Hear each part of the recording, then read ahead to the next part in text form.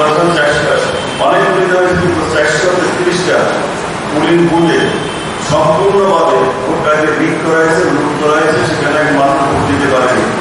সেই জন্য আমাদের ইলেকশন পিটিশনকে কপি দেখার পরে ওনারা আজকে এআইসিসির সঙ্গে যোগাযোগ করেছেন। আমাদের ত্রিপুরা প্রদেশ কংগ্রেসের প্রেসিডেন্ট মাননীয় সভাপতি উনি দিল্লিতে অবস্থান করছেন, ওনার সঙ্গে ইলেকশন কমিশন যোগাযোগ করেছেন, যার ফলে আজকে ওখানে আমাদের সিনিয়র আইনজীবী অভিষেক মনু সিংহী এবং আমাদের ত্রিপুরা প্রদেশ কংগ্রেসের মাননীয় সভাপতি জয়ানন্দ রমেশ ওনারা মিলিত হয়েছেন।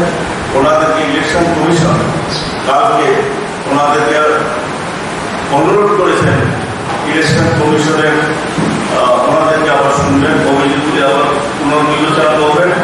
সেই জন্য কালকে 4:30টার সময় ইলেকশন কমিশন সময় নির্ধারণ করেছেন, সেখানে আবার ওনারা এগুলি পুনর্বিবেচনা করবেন বলে ওনারা সেখানে যেতে বলেছেন।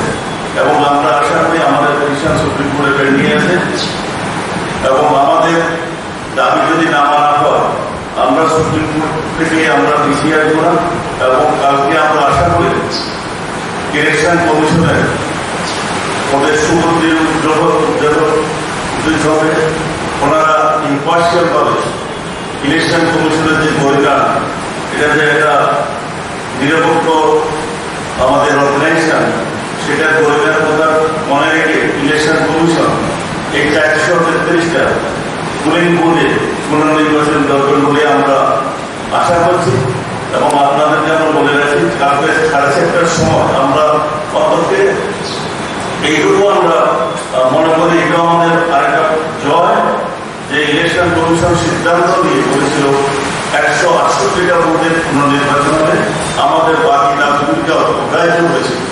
কালকে টাকা মানে আমরা এটা মনে করতে পারি ইলেকশন কমিশন যেহেতু কেন্দ্রীয় বিজেপির কেন্দ্রীয় নেতৃত্বের কাছে চাপে পড়ে যে সিদ্ধান্ত নিয়েছিল, ওনারা বুঝতে পারছেন যে সুপ্রিম কোর্টে আমরা যে তথ্য হাজির করেছি সেখানে ইলেকশন কমিশনের মুখ করা যাবে এবং ইলেকশন কমিশনের সিদ্ধান্তটা বাতিল হবে। সেই জন্য কালকে 4:30টায় দিল্লিতে কংগ্রেস এআইসিসি আমাদের যারা নেতৃবৃন্দ এবং অভিষেক মনু সিংহী এবং কিছু কর্ম সেখানে হাজির থাকবেন, ওনাদের কথা শুনবেন। আমরা আশা করি সঠিক সিদ্ধান্ত নেবেন, আবার যেগুলি দেন ইলেকশন কমিশন সেগুলিতে সুপরিচিত অর্ডার দেবেন। আর যদি না দেয় আমরা কালকে সিদ্ধান্তের পরে কালকে সিদ্ধান্ত দেবেন কিনা আমরা জানি না, যদি দেরি করে আমরা অপেক্ষা করবো। কিন্তু সিদ্ধান্ত যদি আমাদের দাবি মোতাবেক না হয় আমরা সুপ্রিম কোর্টে যে পিটিশন ফাইল করেছি সেটাকে আমরা প্রসিড করবো। সুতরাং আমরা কালকে আপনাদেরকে আবার জানাবো দিল্লিতে আমাদের ইলেকশন কমিশন কি সিদ্ধান্ত নিচ্ছে। এখন সারা ত্রিপুরা